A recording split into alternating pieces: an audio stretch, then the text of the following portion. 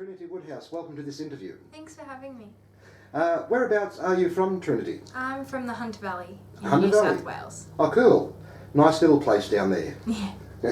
Now, we are here in the Tamworth Country Music Festival 2020, and will you be performing throughout the entire festival? Yeah, I'm here for the full 10 days. I've got a fair few gigs lined up.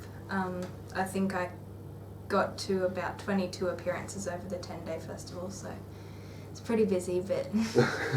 Rewarding. Yes. And now, who are your influences in music, and has it always been country music?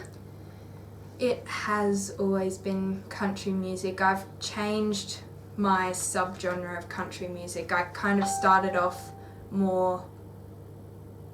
I was singing a lot more ballady type songs when I first started learning. I was singing, but at the same time I was singing a lot of Dixie Chicks, and now I've kind of moved towards a more alternative country kind of feel, especially with my original songs and things like that. I'm inspired by, I love Carrie Underwood and Casey Chambers, I love John Williamson, Lynn Botel, I love a whole different range of country artists just to get a whole different range of music. Now, you're only still in your teens. Yes.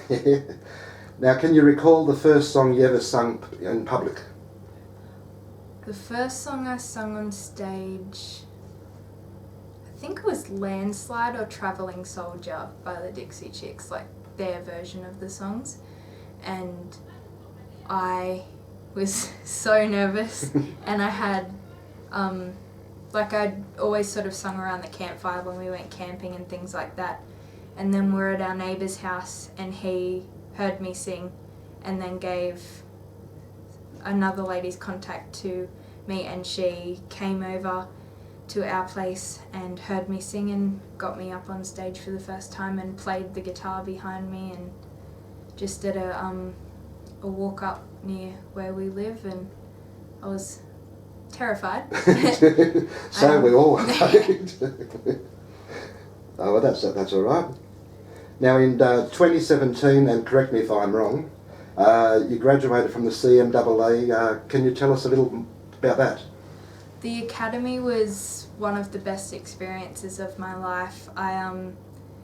So it's the 10-day intensive course with 25 kids from all around Australia and New Zealand getting accepted every year. And because it's the junior course, the parents have to go and do the 10-day course on the business side of the industry.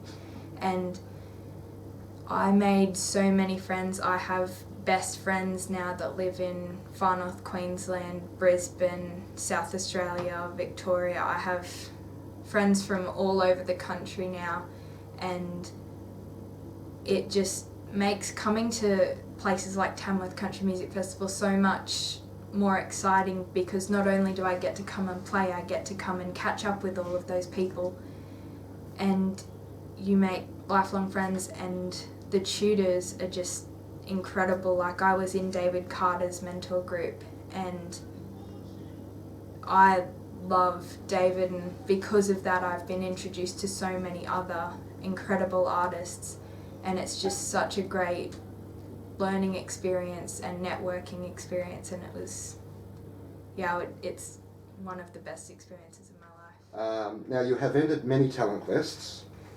Are there any highlights in those talent quests? One highlight was definitely being in the semi-finals of the Gympie Muster Talent Quest. So I got to play 2 original songs on the main stage at the Gympie Muster in 2019. Yep. One of my favourite talent quests to go to is, of course, the Reg Lindsay Talent Quest. I think I competed in that twice, and it was just a great day. There were so many great artists, and it was just fun. I love coming up to Tamworth during the festival and competing in the Battle of the Young Stars at Town Hall. It's such a great stage, and I love getting up on the new stages and performing with such great sound systems to do that sort of thing. Whether it's a competition or not, it's just a new stage, and it's just getting up and performing, doing what I love.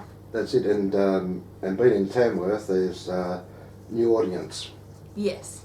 and they discover you. So, yes. Now you've actually co-wrote a song. Yes. Now with one of the country's most notable songwriters, Alan Caswell. Yeah. Can you tell me how did that come about? So I co-wrote my first song. So before the Academy in 2017, I'd never written a song. And I went to the Academy, and as a part of it, I was in the singer-songwriter course. So we got paired up with a known songwriter, David Carter, Lynn Botel, Alan Caswell. And I was paired with Alan. Yep.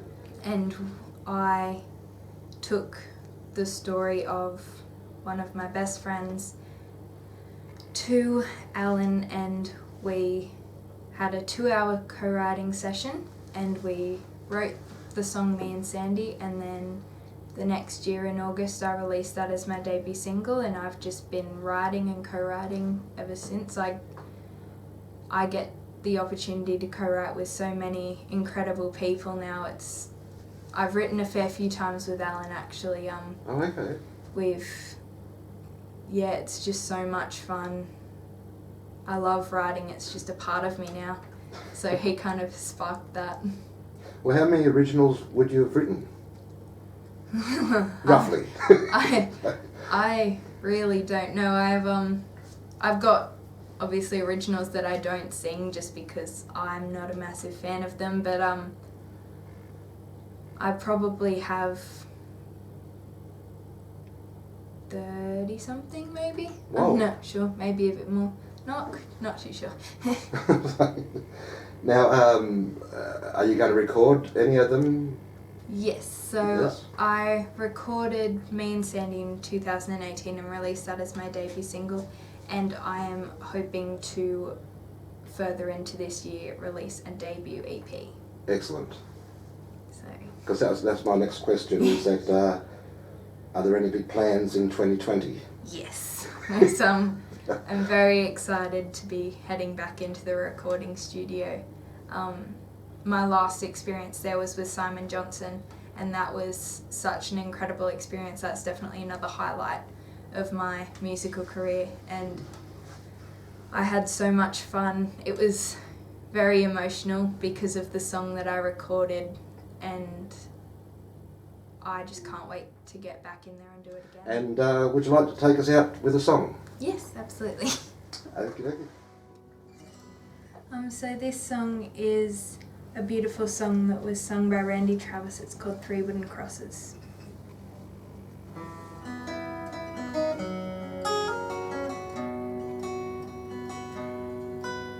A farmer and a teacher, a hooker and a preacher, riding on a midnight bus, bound for Mexico. One was heading for vacation, one for higher education, and 2 of them were searching for lost souls. That driver never ever saw the stop sign, and 18-wheelers can't stop on a dime. There are 3 wooden crosses on the right side of the highway. Why there's none for them, heaven only knows. I guess it's not what you take when you leave this world behind you. It's what you leave behind you when you go. The farmer left a harvest, a home and 80 acres, the faith and love for growing things in his young son's heart. That teacher left a wisdom in the minds of lots of children, did her best to give them all a better start. And the preacher whispered, can't you see that promised land? As he laid his blood-stained Bible in that hooker's hands. There are 3 wooden crosses on the right side of the highway. Why there's none for them, heaven only knows. I guess it's not what you take when you leave this world behind you. It's what you leave behind you when you go. That's the story that our preacher told last Sunday, as he held that bloodstained Bible up for all of us to see. He said, bless the farmer and that teacher and that preacher who gave this Bible to my mother, who read it to me. There are 3 wooden crosses on the right side of the highway. Why there's none for them, now I guess we know. It's not what you take when you leave this world behind you.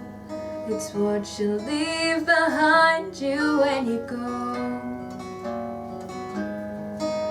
It's what you leave behind you when you go. There are 3 wooden crosses on the right side of the highway.